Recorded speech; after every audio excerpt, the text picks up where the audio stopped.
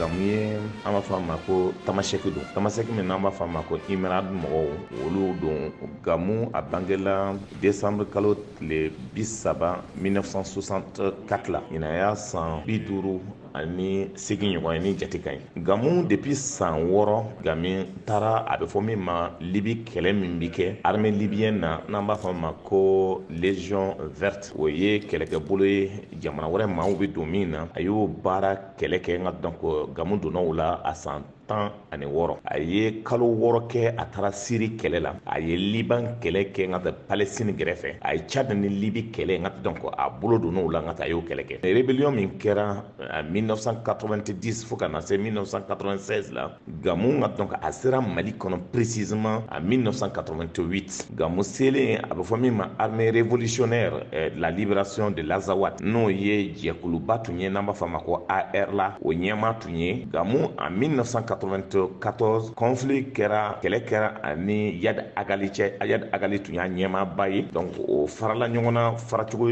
cɛjugu la ani baraka kɛlɛ min wulila n'an b'a fɔ ko rébellion 2007 fo ka na se 2009 la o y'a sɔrɔ ne yɛrɛ chargé à la communication ministère de la défense kɔnɔ Ibrahim Aga Bahanga ni a hakili b'a la a ye Kidal kan kɛlɛ wuli o la maa dama ni sara fɔ denmisɛnnin kelen sara la donc a kɛra gɛlɛyaba ye donc gamu de bilala ko kɛlɛ in ka ta donc k'o kɛ fo ka se a dan na pour ka se ka nord donc n'a bɛ fɔ Kidal ka segin o la n'i ye jateminɛ kɛ opération min kɛra n'an b'a fɔ ko mɛ jigitugu n'o ye Bahanga ka yɔrɔw dilannen ye n'an b'a fɔ ma ko base militaire a ka ca ni 10 ye a ye kɛlɛ kɛ ka ta k'o bɛɛ gɛn ka bɔ yen jateminɛ kɛra k'a fɔ en 2010 précisément Amadou Toumani Touré tellement o jara a tun dalen b'a ma a b'a fɔ ko petit guerrier a b'a fɔ olu dumɛ ma grand guerrier n'o yɛrɛ ye arabu ɲɛmaa ye n'o ye bi an bɛ yɔrɔ min gouverneur ye gamu o kɔnɔna na ATT y'a bila gɛrɛfɛ en 2010 ka kɛ chef d'état-major particulier nka donc adjoint ye a yɛrɛ gɛrɛfɛ Kuluba a ye baara caman kalifa la o nana bɛn mankan min kɛra en 2011 daminɛ na n'a hakili b'a la Libi kɛlɛ nka donc o nana o maa 2000 fo ka se 4000 ɲɔgɔn ma o bɔra Libi binnen kɛlɛ kɔnɔna na k'a fɔ ko bɛ na ATT ye gamu bila nka ta a ka se ka baara kɛ kosɛbɛ o ka se ka maaw fara ɲɔgɔn kan tendance 3 don 2 nka donc olu sɔnna k'o tɛgɛ di nka donc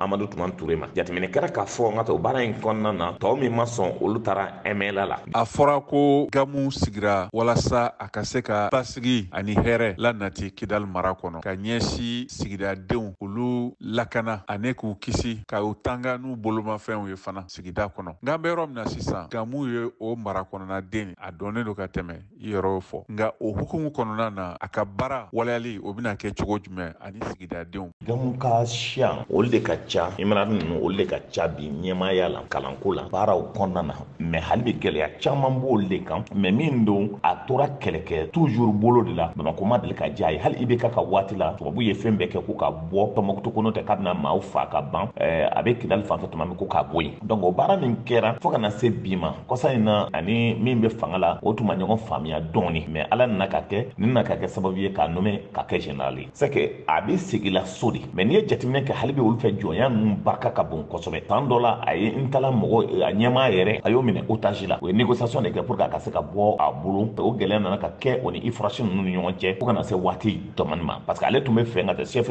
baya in bɛ yen o ka bɔ yen kan mɛ bi donc ale de bɛ Kidali dɔn kosɛbɛ donc an tun ye min kuma min fɔ semaine tɛmɛnen k'a fɔ bi depuis plus de 60 ans n'o ye san 60 ye n dala ka denbaya olu de bɛ ka fanga sigilen bɛ yen donc o tɛ sɔn mɔgɔ wɛrɛ ka na n'ale nana bi a bɛna kɛ hakili sigi ye ale ka jama de ka ca kosɛbɛ baaraw bɛ kɛ hakili sigi kɔnɔna na pour que jamana se ka hɛrɛ sɔrɔ bi olu de bɛ ɲɔgɔn dɔn ka tɛmɛ bɛɛ kan bɛɛ ka place dɔnnen don kunun o n'u ka kalan parce que armée kɔnɔ bi ale de gradelen don ka tɛmɛ u ka maa ninnu bɛɛ kan ye Kidalikaw kan olu ka maaw nata olu de kalannen don kosɛbɛ parce que olu tun ma sɔn tɔw ma sɔn ko chefya kama u ma sɔn k'o den bila kalan na donc bi o bɛɛ de bɛna bin Kidali bɛ segin Mali ka kɔnɔna na pour que baara ka se ka kɛ hakili sigi kɔnɔna na maa si tɛ se ka yɔrɔ in dɔn ka tɛmɛ a kan maa si tɛ se ka fɔ k'i bɛ Kidali dɔn ka tɛmɛ a kan a wolola yen a mɔnna yen a y'a si bɛ kɛ kɛlɛ la donc kɛlɛdaga mɔgɔ don